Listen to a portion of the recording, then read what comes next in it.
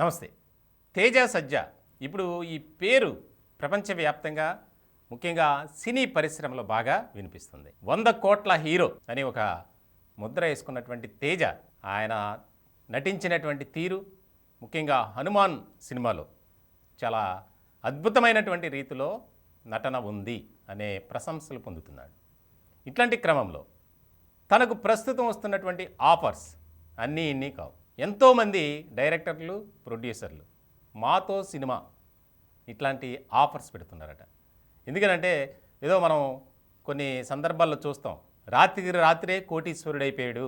నిజంగా తేజ సజ్జా విషయంలో అదే జరిగింది. హనుమాన్ చిత్రంతో ఒక రకమైనటువంటి ఫేమ్ని సంపాదించుకున్న తేజ సజ్జా చాలా రికార్డు నెలకొల్పాడనే ఇప్పుడు తనతో సినిమా తీయటానికి అనేక మంది క్యూ కట్టారట.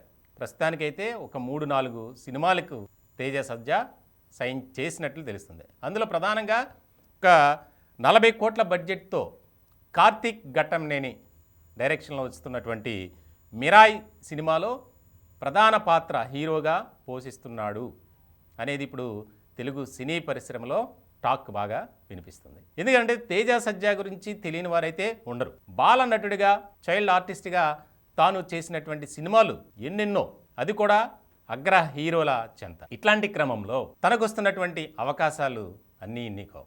ఎన్ని సినిమాలు అంటే చాలామంది అతన్ని కాంటాక్ట్ అవ్వటం, డేట్స్ కోసం సంప్రదిస్తున్నారు. ఇట్లాంటి సందర్భంలో ప్రస్తుతం మిరాయి సినిమా ఒక రకంగా స్టార్ట్ అవ్వబోతుంది. దానికి సంబంధించి ప్రధాన సన్నివేశాలని చిత్రీకరించడానికి చిత్ర యూనిట్ కూడా తేజ సజ్జాతో కాంటాక్ట్ అయినట్లు, త్వరలోనే ఈ షెడ్యూల్ కూడా బయటికి రాబోతుంది.